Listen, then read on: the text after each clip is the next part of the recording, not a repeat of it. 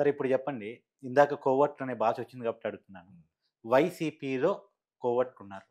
ఎవరికున్నారు? చంద్రబాబు నాయుడుకి కోవర్టున్నారా? పవన్ కళ్యాణ్‌కి కోవర్టున్నారా? బీజేపీకి కోవర్టున్నారా? కోవర్టుంటే ఎవరు? కోవర్ట్లు ఎవరో చెప్పాల్సిన అవసరం నాకు లేదు. హ్మ్. వైసీపీలో ఎవరికున్నారు చెప్పండి కనీసం? వైసీపీలో కోవర్ట్లు మాత్రం ఉన్నారు. ఓకే. ఆ కోవర్ట్ల వల్లే గత ఎలక్షన్ ఓడిపోయారు.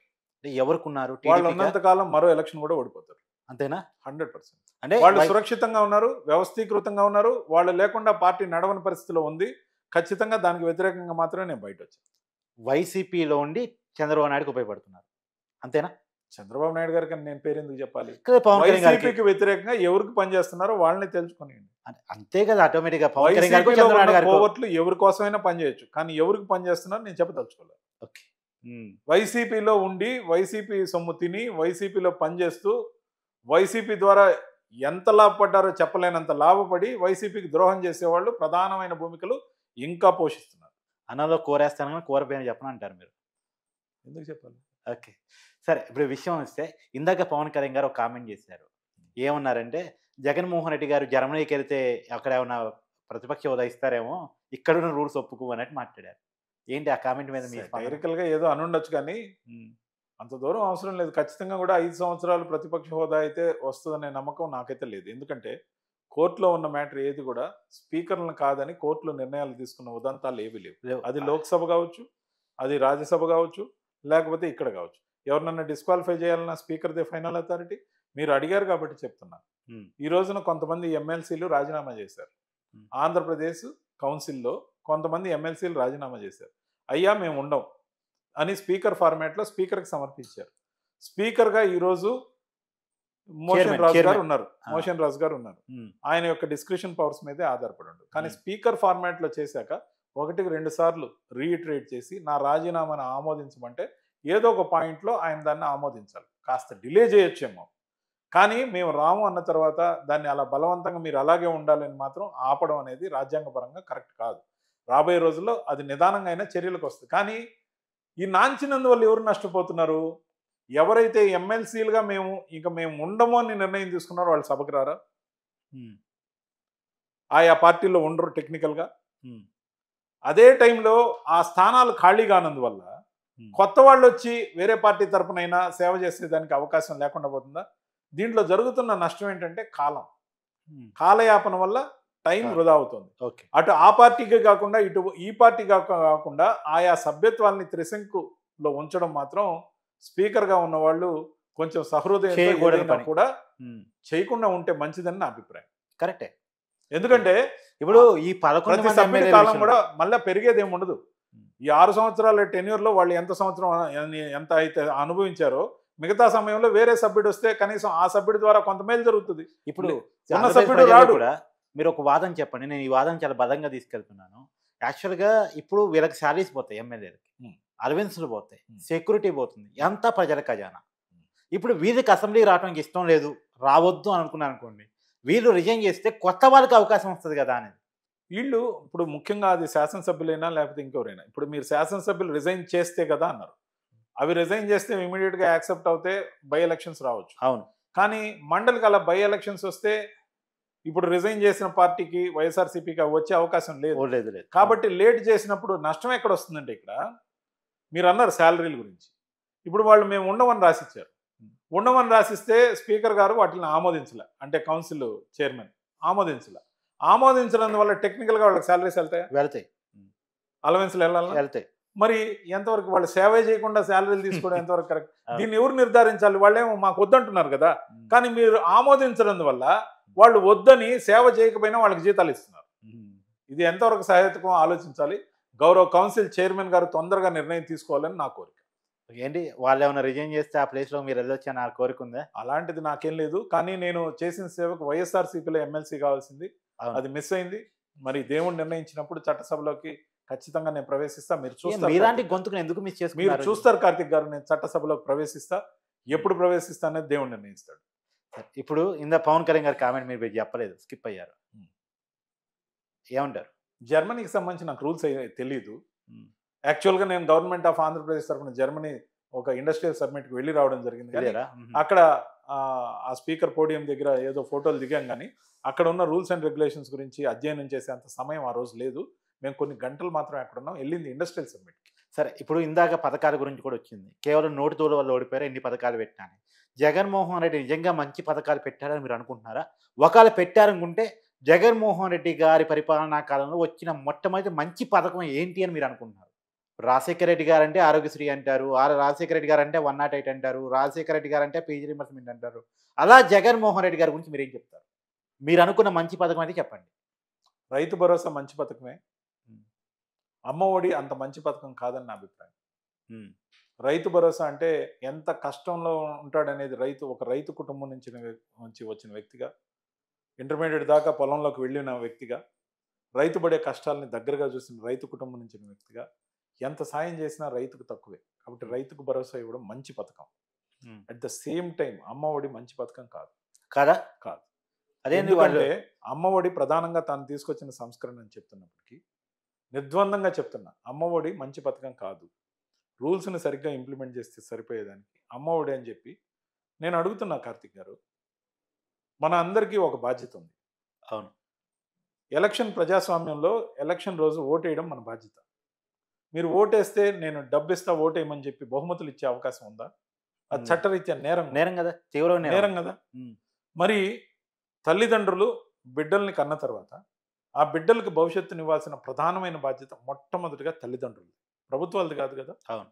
ప్రభుత్వాలు రక్షించుకోవాలి, ప్రజలందరినీ కాపాడుకోవాలి, పేదరికంలో ఉన్న వాళ్ళకి ఆసరా ఇవ్వాలి.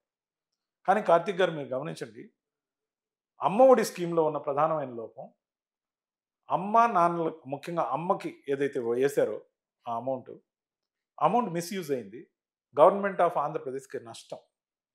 ఎందుకని అంటానంటే, ఎవరైతే వాళ్ళ బిడ్డలను అంతకుముందు చదివించుకోలేదా, ఇప్పుడు చదివించుకుంటున్నారు. ఇప్పుడు ఈ 1 year అమలు కాలేదు కానీ ఇప్పుడు చదివించుకుంటున్నారు. రేపు అమలు చేస్తారు, అప్పుడు చదివించుకుంటారు. దీనివల్ల కొత్తగా వచ్చిన మార్పు ఏంటి? మరి చెప్పేటి ఏంటంటే, స్కూల్స్కి వెళ్ళడానికి పనికి పంపించకుండా స్కూల్స్కి వెళ్ళే బిడ్డల్ని స్కూల్స్కి పంపించేందుకు డ్రాప్ అవుట్స్ తగ్గించేందుకు ఇచ్చిన ప్రోత్సాహకం అని చెప్పారు. There is a severe rule. Minor బాలర్ను కానీ బాలికలను కానీ పనులకు పంపకూడదని చట్టంలో రూల్ ఉంది. అవును. దాన్ని ఇంప్లిమెంట్ నిర్బంధ విద్య. నిర్బంధ విద్య ఉంది. నిర్బంధ విద్యకు బదులు మీరు ప్రోత్సాహం ఇస్తాం. ప్రోత్సాహం ఇవ్వడం కరెక్ట్ కాదంటాను. బాల కార్మిక వ్యవస్థ నిరోధించాలి, నిర్బంధ విద్యను అమలు చేయాలి. ఎస్, దాన్ని గవర్నమెంట్ ఇంప్లిమెంట్ చేసి ఫెసిలిటీస్ ఏవైతే ప్రొవైడ్ చేశారో వాటి గురించి మోటివేటర్స్ని, ఉపాధ్యాయుల్ని ఎండాకాలం సెలవులప్పుడు కాస్త సమయాన్ని ఇవ్వాల్సిందిగా కోరి, లేదంటే దానికి కొంత అడిషనల్ పేమెంట్ ఇచ్చి, మీడియా ద్వారా పూర్తిగా విజ్ఞాపనలు ఇచ్చి ఎడ్యుకేట్ చేసి పేరెంట్స్ని, పిల్లల్ని చదివించడం మీ కళ, ఆ కళను నిజం చేసేది మా ప్రభుత్వం. ప్రభుత్వ విద్యాలయాలకు మీ బిడ్డలను పంపండి. ఉచితంగా విద్య చెప్తున్నాం, ఉచితంగా మంచి వస్తువులు కల్పించాం, మధ్యాహ్నం భోజనం ఇస్తున్నాం, యూనిఫామ్ ఇస్తున్నాం, షూస్ ఇస్తున్నాం, టై ఇస్తున్నాం, బెల్ట్ ఇస్తున్నాం, బ్యాడ్జ్ ఇస్తున్నాం, బుక్స్ ఇస్తున్నాం, ఉండడానికి అవసరమైతే హాస్టల్కి సంబంధించి కూడా ఇస్తున్నాం. మీరు ఇన్ని ఇచ్చిన తర్వాత ఆ బిడ్డలను కన్న వాళ్ళకి బాధ్యత లేదా? లేదు, వాళ్ళు పనులకు పంపిస్తే వాళ్ళ మీద చట్ట ప్రకారం చర్యలు ఉంటాయని మీరు చెప్పలేరా? దాన్ని వదిలేసి ప్రోత్సాహం పేరుతో ఇచ్చిన సొమ్ము వృధా అయిందని నా అదేం సార్, జగన్మోహన్ రెడ్డి గారు మొన్న కూడా పాపను ఎత్తుకుని అమ్మఒడి కోసం వచ్చిందని చెప్పి అంతేకాదు, ఇది అమ్మఒడి ఎంత నిరర్ధకమైన స్కీమ్ అంటే ప్రోత్సాహకం ఇవ్వడం కరెక్ట్ కాదని నా అభిప్రాయం. రేపటి రోజున తల్లికి వందనాన్ని కూటమి కూడా అదే సూప్లో ఇరుక్కుపోబోతుంది. అంతేనా? దానికి కార్యాచరణ ఏదైతే రూపొందిస్తున్నారో ఈ సంవత్సరం ఇవ్వలేకపోయాము, వచ్చే సంవత్సరం నుంచి ఇస్తాం. అంటే మీరు ఎంతమంది బిడ్డలను కంటే అంతమందికి ఇస్తాం చంద్రబాబు నాయుడు గారు రోజు చెప్పేశారు. ఎలక్షన్ ఎన్నికల హామీ కదా, ఎన్నికల హామీలు అన్నీ అమలు చేస్తే వైఎస్ఆర్సీపీ గెలవాలి కదా. అమలు చేసింది అసలు అంటే 99% అమలు చేసామని క్లెయిమ్ చేసింది కదా. నవరత్నాల్లో ఒక్క మద్య నిషేధం తప్ప దాదాపుగా అన్ని అమలు చేసామని క్లెయిమ్ చేసిందా లేదా? నేనే సాక్ష్యం. నేను కూడా చెప్పా, మీరు కూడా లిస్ట్ కూడా తెచ్చా, అవన్నీ చదివే కూడా. ఒక్క మద్య నిషేధం సంపూర్ణంగా అమలు చేయలేదు. నేననేది ఏంటంటే, ఇప్పటికైనా ప్రభుత్వం ఈ ట్రాప్లో పడద్దు. 4.5 సంవత్సరం సమయం ఉంది. ఎడ్యుకేట్ చేయండి, తల్లిదండ్రులని ఎడ్యుకేట్ చేయండి, మోటివేట్ చేయండి. లంచం రూపంలో తల్లికి వందనం ఇవ్వద్దు, అది కరెక్ట్ కాదు. దీని గురించి బాగా ఆలోచించండి. మీరు ఇచ్చినా కూడా పూర్తిగా న్యాయం చేయలేము అంటే ప్రభుత్వ విద్యాలయాల్లో వాళ్ళకి మాత్రమే ఇస్తామన్నా ఒక కోపం వస్తుంది. ఇచ్చినా సొమ్ము వృధా పోతుంది. 2 సగం మంది అసంతృప్తికి లోనవుతారు. అప్పుడైతే ఆయన అందరికి ఇచ్చాడు, ఇప్పుడు ఇవ్వలేదని. దీంతో పాటు ఇంకో కామెంట్ ఏమొస్తుంది? 1,00,000 మందికి ఇవ్వాల్సి ఉంటే 10,000 మందికే ఇచ్చారు. మాకు రాలేదని అందరూ రోడ్లెక్కుతారు. ఇది ఒక అంశంగా ప్రతిపక్షం ఆయుధంగా మార్చుకునే అవకాశం ఉంది కాబట్టి తల్లికి వందనం అనే స్కీమ్‌ని తొలగించాలి. మిగతా వాటి గురించి నేను పోవట్ల. ఒక్క తల్లికి వందనం అనే స్కీమ్ ఓన్లీ మోటివేషనల్ గిఫ్ట్ అది. ఆ గిఫ్ట్ అవసరం లేకుండా తల్లిదండ్రులకి ఖచ్చితంగా బిడ్డల పట్ల బాధ్యత ఉంది. దాన్ని గుర్తు చేయండి. రూల్స్‌ని ఇంపోజ్ చేయండి. సరిపోతుంది. దీని గురించి కంప్లీట్‌గా డ్రాఫ్ట్ ఉంది. కుదిరితే నారా లోకేష్ గారు విద్యాశాఖ మంత్రిని కలిసి నేను ఆ డ్రాఫ్ట్‌ని ఇవ్వాలనుకుంటున్నా. దానివల్ల మిగిలే ప్రతి రూపాయి కూడా రాష్ట్ర అభివృద్ధికి ఉపయోగపడుతుంది. వేరే స్కీములు కూడా ఉపయోగపడుతుంది. ఖచ్చితంగా దీని గురించి ట్రాప్‌లో పడవద్దు. ఈ ఒక్కటి ట్రాప్‌లో పడితే చేసినా చేయకపోయినా ప్రయోజనం మాత్రం ఎదురుదంతుంది. చేయకుండా అమలైతేనే తంతుంది. అవునా? అమలైతేనే తంతుంది. మీరు గమనించండి కార్తీక్ గారు. ఇప్పుడు ప్రతి ఇంట్లో ఒక్కరికి ఇవ్వడానికి గత గవర్నమెంట్‌కి ఎంత బడ్జెట్ అయిందో మనకు తెలుసు. దానివల్ల ఆల్రెడీ లోటు ఉంది. గత ప్రభుత్వం చేసిన అప్పులకి ఇన్‌స్టాల్‌మెంట్ కట్టాలి, వడ్డీ కట్టాలి. కొత్తగా ఇచ్చిన పెన్షన్ భారం ఏదైతే ఉందో, జగన్మోహన్ రెడ్డి గారు పెన్షన్ 3,000కి పెంచుకుంటూ పోతా అని మొదటి సంవత్సరం ఒక్క రూపాయి కూడా పెంచల. రెండో సంవత్సరం 250 పెంచారు. మూడో సంవత్సరం 250 పెంచారు. నాలుగో సంవత్సరం 250 పెంచారు. ఐదో సంవత్సరం 250 పెంచారు. అంటే ఒకేసారి లోడ్ పడలా. ఇప్పుడు ఒకేసారి మొదటి రోజు నుంచే 4,000కి పెంచారు. గ్యాప్ పీరియడ్ లో 3,000 3 నెలలు కలిపిచ్చారు. కాబట్టి ఇవన్నీ కూడా ఒక బర్డన్. ఈ దేశం మొత్తం మీద 4,000 పెన్షన్ ఇస్తున్న ఏకైక ప్రభుత్వం ఆంధ్రప్రదేశ్లోని కూటమి ప్రభుత్వం. ఇది ఒక పెద్ద రికార్డే. నేను అనేది ఏంటంటే తెలంగాణలో ఇస్తాన్నారు, ఇంకా ఇవ్వలా. అనేక దగ్గరలో ఇస్తాన్నారు, ఎవరు ఇవ్వలా. వాళ్ళెవరు ఇంత గట్టిగా ఇప్పుడు రాష్ట్ర ప్రభుత్వాన్ని దివాలా తీయించైనా కానీ మనం స్కీములు చెప్పాం కాబట్టి ఇచ్చేద్దామంటే రాష్ట్రం ఏమైపోవాలి. కాబట్టి ఆలోచన చేయాలి. ఖచ్చితంగా ప్రజల్ని ఎడ్యుకేట్ చేయాలి. వేరే స్కీమ్లో ఇచ్చేది నేరుగా వాళ్ళకి ప్రయోజనం చెందే స్కీములు. ఇది కేవలం మోటివేషన్ కోసం ఇచ్చే గిఫ్ట్. ఈ గిఫ్ట్ ఇవ్వాల్సిన అవసరం లేదు. అది కూడా పిల్లలకు ఖర్చు కాకుండా పెద్దలు కొంతమంది వాళ్ళ స్వప్రయోజనాలకి వాళ్ళకి వెసులుబాటు కింద తీసుకుంటున్నారు. దీన్ని హక్కుగా కానీ ఇస్తే 2 పిల్లలు ఉన్న వాళ్ళకి 30,000 చొప్పున ఓ సంవత్సరానికి ఇస్తే, ఒక సంవత్సరం ఇవ్వలేదు కాబట్టి 4 సంవత్సరాల్లో ఒక్కొక్క ఇంట్లో ఆ పిల్లల పేరుతోనే 1,20,000 ఇవ్వాలి.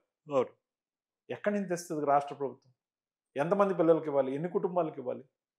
మిగతా స్కీమ్స్ సంగతి ఏంటి? ఖచ్చితంగా తల్లికి వందనం స్కీము అవసరం లేదు.